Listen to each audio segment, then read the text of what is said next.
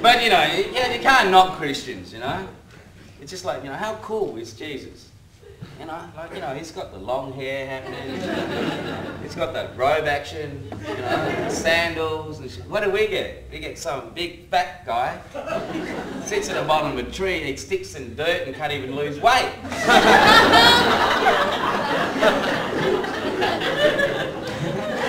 You know, after I left the Kimberley, bro, I went and lived all over the place, you know. I lived in Sydney. Yeah, it was deadly. I went over and studied there, you know, I was studying dance with the Aboriginal on the dance theatre over there. But when I went to Sydney, right, and my family came down to visit, my jubby, my grandfather, my mum and my other families, you know. But like in Fitzroy Crossing where I come from, we know everybody. Like everybody, every second person we know, so no one can't roll you, you know. And no one can't break into your house because blackfellas are deadly trackers, you know. And plus it's probably your cousin anyway.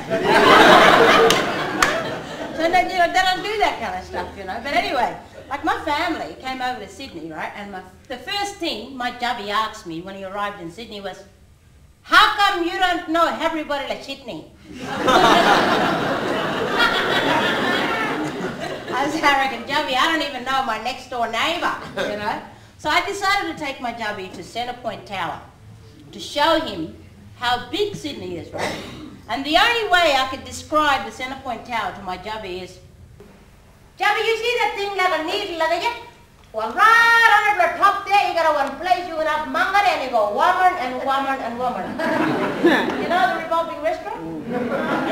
So I'll take you up there now and I'll show you how big Sydney is. So anyway, me and my jubby went down to the, you know, to the tower, and then we had to wait for Mum and everybody. They all wanted to come too, so we had to wait for them for a bit. My jubby was fascinated by this place, just fascinated. Anyway, finally, I got everybody together and I said, okay, you mob, we're going to go under. Like that place where you're going to have bangare and you go woman and woman and woman. As we were getting into the lift, right, my jubby goes, I'm not going. I said, why, jubby, what's the matter? Well, my jubby says, he goes, well, I've been looking at that door, see? Jaran door, he been hoping like that. And Jaran man, he been kidding. And he been shut him up that door, and that another door, he been hoping like that, and that woman even come out.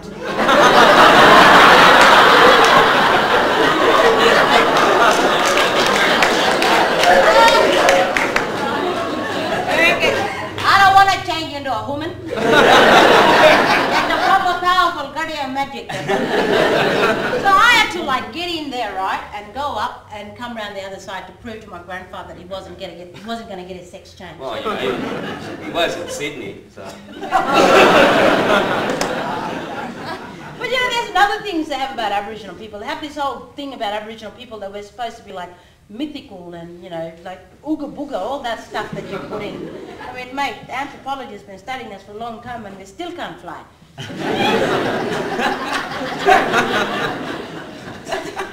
you know, anyway, that's this thing. There's like, there's this story, right? There's this one old fellow, right? He's sitting at this roadhouse. He was sitting at this roadhouse in a place called Horse Creek. And he's sitting in the corner there, and this big tourist bus pulls up, right? So this big tourist bus pulls up, and all these German tourists comes out. And you know they're German because they wear real silly outfits, like socks and sandals. I still can't get an explanation for that. But anyway, these mob, they pile out of this thing, right? And they've got like all these hats, you know, with the cork that doesn't do fuck all. And like the netting and all that, and like the long sleeve shirt, you know. But there was like millions of flies everywhere. Millions and millions of flies. And there's flies on all these German tourists, right? But on the old man who was sitting in the corner, there was not one fly on him. Nothing. So this German guy starts thinking to himself, he goes, oh, first, you know, he must use the traditional method. Now look at him, I've got all this gear on me and there's not one fly on him. Now I should go and ask him. He might sing a traditional song to keep the flies away. And I'm thinking, yeah, all right, shoot fly, don't fly. So curiosity got the best of him and he went over to the old fellow and said, look, old man, look, you know, I've got all this gear on me I've got this silly hat, you know, that doesn't do nothing. And look at you, you've got not one protective gear on you, and yet there's not one fly on you. Do you use a traditional method? I don't know, do you use some sort of a bark or a leaf or that you know, brewed up somewhere? And the old fella goes, yes, I use them one thing. I use them that Herakat, you know the Herakat? That fly spray? That's the one I use.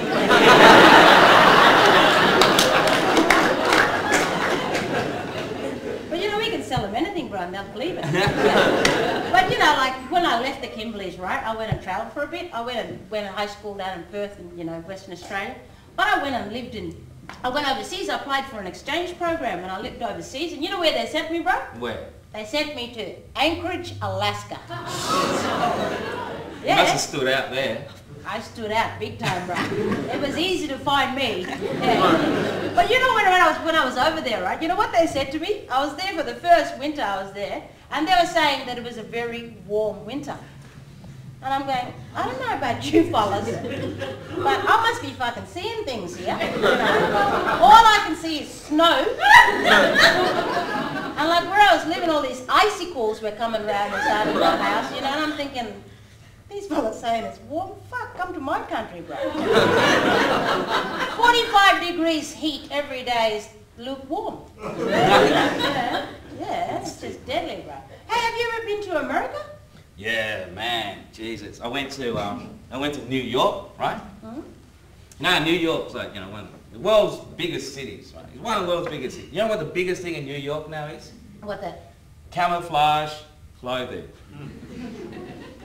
The biggest city in the world and everyone's wearing camouflage, right? So I bumped into this guy wearing camouflage.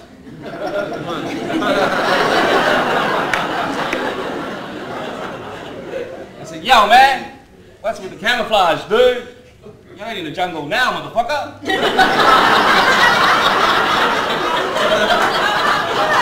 Like you do, right? And he goes, we live in the concrete jungle, motherfucker. I said, nah, mate, you live in a zoo, mate. So do this, right? Do this. Next time you're in the city and see a guy wearing camouflage, do this. Just walk into them, right? And think, oh, sorry, mate, didn't see ya. They hate that shit.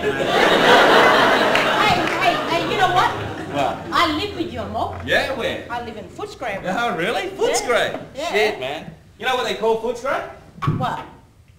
They call Footscrays like the Asian holiday for the unemployed. Yeah. Hey, look, bro, you know, I'm not trying to be racist or anything, you know, I'm not trying to diss your mob or anything, but, you know, I'm sorry to say this, but you fellas don't know how to drive. To be honest, you know that, like, little Saigon supermarket there? Yes. Back there on Byron Street? I used to live there, bro. Yes. And I used to sit on my balcony, right, and see you trying to park your cars. And I sit there and I'm going, please let me park your car. That's true. I mean, you might invent them, but learn how to drive them. Mate. We learn how to drive like that. Yeah, it's tradition. I'll tell you. Have you ever driven behind a Vietnamese guy doing about 40? And you try to overtake him, and he goes, whoa. You know what he's doing? He's looking in his rear vision mirror, waiting for you to get mad. And then as soon as you get mad, start honking your horn, he slows down. He goes, whoa. We learned that shit. It's called Kung Fu driving. Driving when not driving. That's it. So have you ever gone back to your country? Yeah, I went back to Vietnam, right, with my mum a couple of years ago to see the rallies and stuff. Man, totally freaked me out, hey. Thing is that, you know, I hadn't spoken Vietnamese for about 25 years, right? And so I go back and the language just comes rushing back. It's the most amazing thing. But the thing is that I speak Vietnamese like a little kid. So the only thing I could say was, Ma, con mới ỉa rồi. Which means, Mom, I just pooed my pants. It's not a good thing to say in restaurants. when you're 30 years old.